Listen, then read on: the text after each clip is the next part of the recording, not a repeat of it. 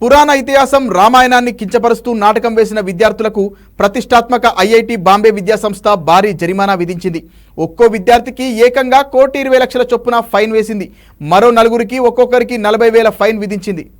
మహారాష్ట్రలోని ఐఐటి బాంబేలో ఈ ఏడాది మార్చి 31వ తేదీన వార్షిక ఆర్ట్స్ ఫెస్టివల్ నిర్వహించారు. ఫెస్ట్లో భాగంగా కొందరు విద్యార్థులు రాహోవన్ పేరుతో నాటకాన్ని ప్రదర్శించారు. రామాయణానికి ఇది పేరడి. ఇందుకు సంబంధించిన వీడియోలు ప్రస్తుతం సోషల్ మీడియాలో వైరల్గా మారాయి. వీడియోలు చూసిన పలువురు ఈ స్కిట్పై అభ్యంతరం వ్యక్తం చేశారు.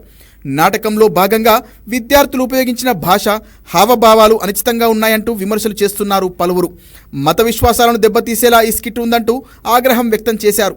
దీంతో ఐఐటి బాంబే యాజమాన్యం చర్యలు చేపట్టింది. క్రమశిక్షణ కమిటీని ఏర్పాటు చేసి ఘటనపై దర్యాప్తు జరిపించింది. అనంతరం స్కిట్ ప్రదర్శించిన 8 మంది విద్యార్థులపై క్రమశిక్షణ చర్యలు తీసుకుంది. 8 మందిలో నలుగురికి ఒక్కొక్కరికి 1,20,00,000 జరిమానా విధించగా మరో నలుగురికి ఒక్కొక్కరికి 40,000 ఫైన్ వేసింది.